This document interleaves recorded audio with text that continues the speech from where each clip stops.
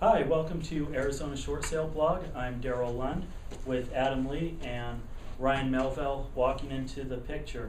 Today we're going to talk about working with buyers and buyer consultation regarding short sales. There's a lot of information that buyers need to know before they jump into buying a short sale. So let me ask Adam, what kind of things do you talk to buyers about before you actually go out and look at short sale listings? Well, first of all, we just kind of have to inform them on what a short sale is. Just like we would on a seller, they need to know, okay, well, what is a short sale? How long does it take? Why does it take so long? Why would I want to put an offer in on a short sale versus a foreclosed house? Stuff like that. On top of that, I also like to talk to them about how I help them out on the buyer's agent side. Now, one of the things that my team does is we interview each and every listing agent.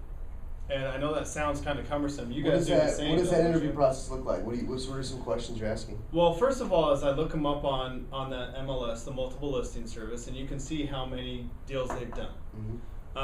And I'm okay if you've never done a deal in your life. I'm okay with that. If this is your very first short sale. We were all new. Yeah, I did my first short sale a long time ago, but I still have my first one. And I'm okay with that as long as when I call and talk to you and ask you questions, I want to know questions like how many short sales have you completed? Yeah. Actually closed, not listings taken, but closed. And if that person who has never closed one says, you know, Adam, I've never closed one, but I have so-and-so in my office who's holding my hand and walking me through it. This is their name. Well, great. If that person's closed a lot of short sales, then I have no problem with that. Mm-hmm. But one of the things is how many have you closed? What's your closing ratio? Who are the banks? If there's mortgage insurance on the property, how do they handle their short sales? Because different agents have different processes, and it's really, really vital that you know who you're dealing with on the other end before you even go show the property. Because one of the worst things that we can do for a buyer is have them fall in love with a house that's never going to close. Yeah, because we're in the business to show them homes that we feel after interviewing the agent are going to close successfully if we're going through a short sale. Because there is I don't want to say a low success rate, but there's a low success rate.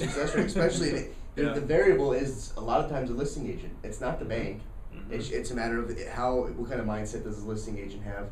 And one of the questions we like to ask is, is there attorney involved? Yes. As far as negotiating the file. Yep. Because in our experience, what we found is that somebody that's negotiating a file that maybe is an attorney who is not a licensed agent, a lot of our problems that come up with the bank is valuation issues. Yeah. Meaning that, our BPO said it's worth $200, but you're bringing me offer for $175. Yeah. And how is somebody that's not in the real estate game, who has been to law school, doesn't have the access to the MLS, doesn't have their foot in the game every single day, how are they going to make a valid case that your property really is worth $170?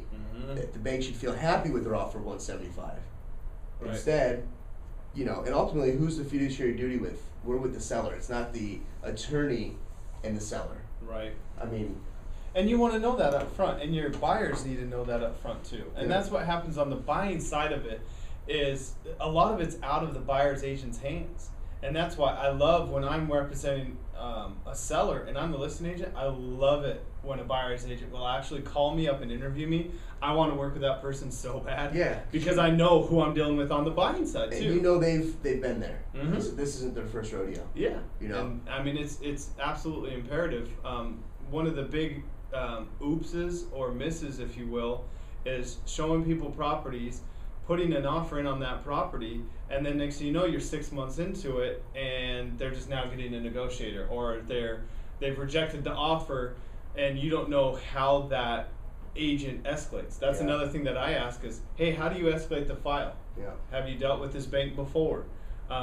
What's your feelings about short sales? If the agent says, I have to do them, so I do them.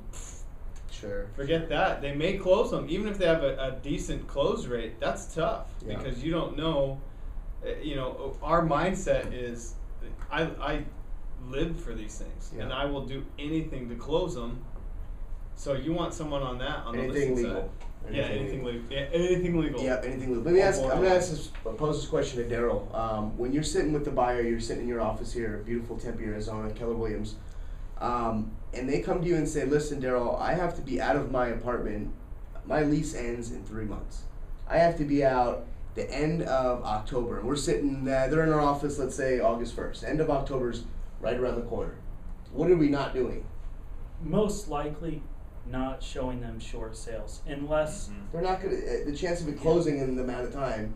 it's not going to happen. Yeah. Unless somebody can show me that it's approved, ready to go, and all we have to do is bring them a contract and we can have approval in a Sure. few days, then, of course, I don't want somebody to miss out on a good opportunity.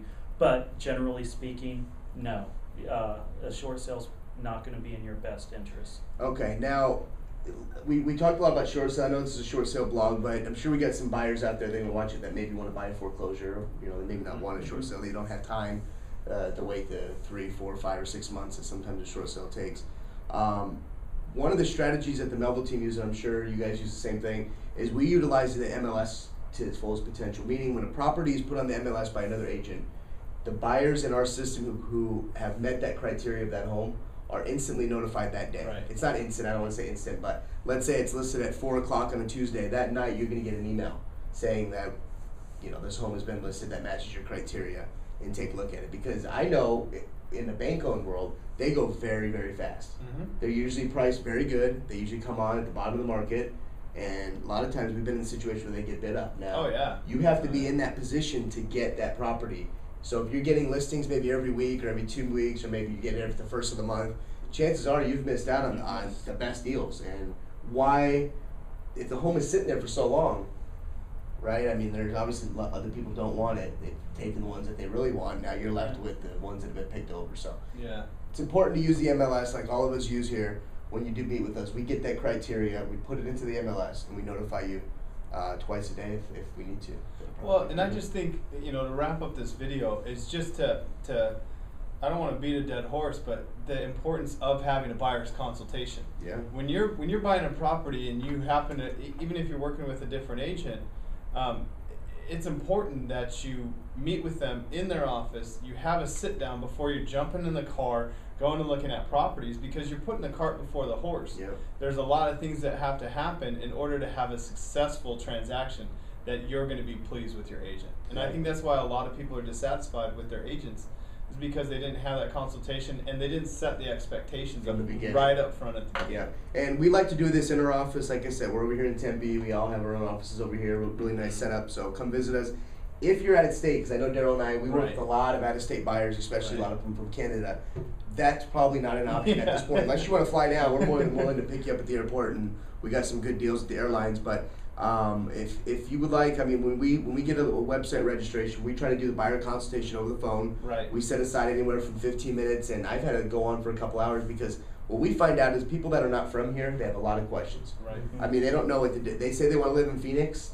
When we get a website registration, hey, I want to be in Phoenix on a golf course. Well, what does that look like to you? What does Phoenix look like? Oh, what that looks like, that's Mesa. That's what you're describing. That's not really Phoenix. It sounds like it is, but Yeah. really you're looking for Scottsdale. Yeah. Or you're looking for somewhere on the west side, or whatever it is. But we just got to have that consultation. I know Daryl's really good at that, really hammering down on what the client ultimately wants. And I'm born and raised here in Phoenix. Where are you from?